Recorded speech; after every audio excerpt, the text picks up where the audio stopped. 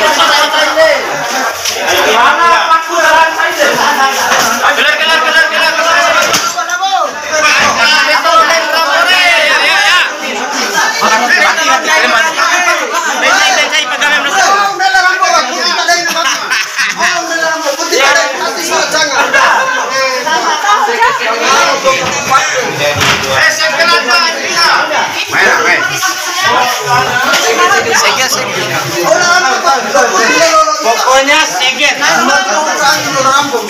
Ya.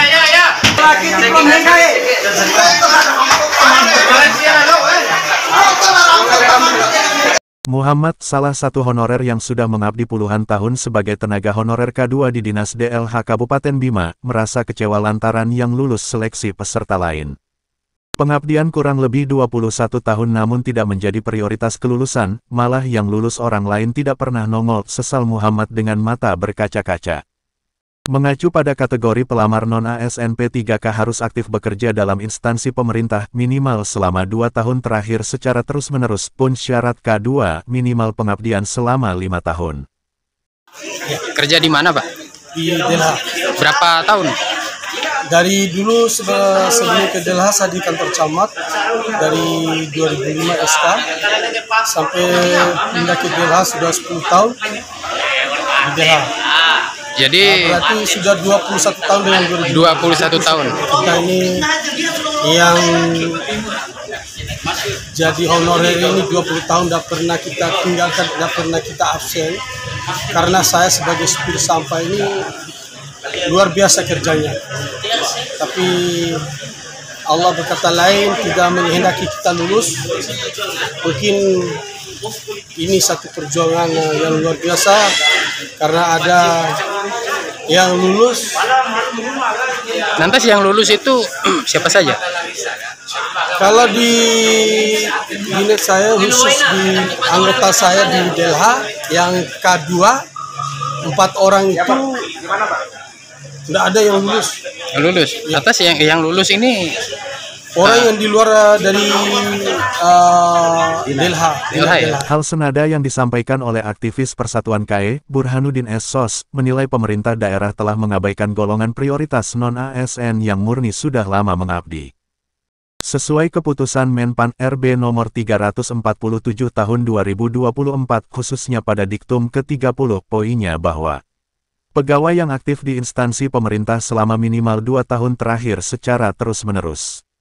Lebih lanjut, aktivis senior yang akrab disapa Bang Burhan Ngali menegaskan, sejumlah peserta yang lulus dipastikan tidak memenuhi syarat honorer K2, yang kemudian bisa ikut seleksi jadi ASN P3K. Kecenderungan tidak pernah masuk kantor, bahkan tidak tahu kantornya di mana. Sementara peserta murni paling aktif tidak menjadi prioritas kelulusan, lebih-lebih terdapat peserta yang lulus dengan nilai terendah katanya. Dugaan kecurangan resmi dilapor di Polres Bima oleh puluhan aktivis dan honorer pada Kamis 2 Januari. Burhanuddin, aktivis Persatuan KAE mengatakan, kedatangan mereka melaporkan atas dasar dugaan maladministrasi atau pemalsuan dokumen. Tuntutannya ini, Pak? Tuntutannya adalah klarifikasi dugaan pemalsuan dokumen. Jadi pemalsuan dokumen ini mengarah kepada penyalahgunaan wewenang, kemudian dugaan pungli, dan ini menyangkut hak orang banyak, terutama bagi rekan-rekan K2 yang mestinya diprioritaskan sebagai tenaga pengangkatan yang bekerja lama dan jelas di instansi masing-masing terkait.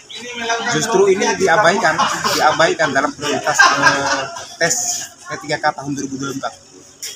Malah ditemukan beberapa dugaan para peserta yang dinyatakan lulus itu adalah peserta yang memang loncat pagar gitu. Loncat pagar itu Loncat seperti pagar apa? dalam hal ini peserta yang memang sengaja untuk memenuhi kepentingan dalam hal kelulusannya, terutama kepemilikan SPTJM misalnya, itu adalah lompatan-lompatan tertentu.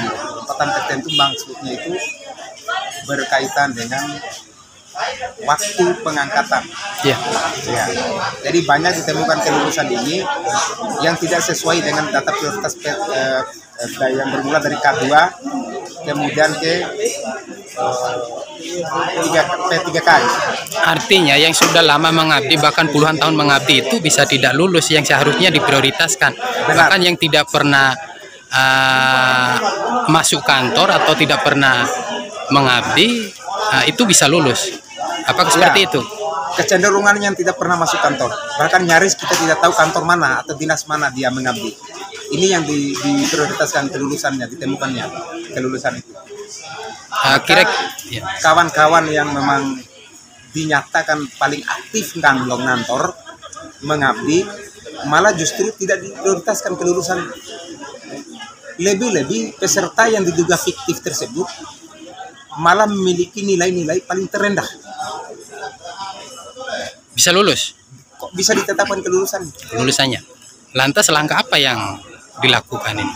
Kita menempuh jalur hukum, melapor resmi para terduga, terutama panselnya, Sekda sebagai penanggung jawab penuh terhadap kepanitiaan dan dinas terkait BKT.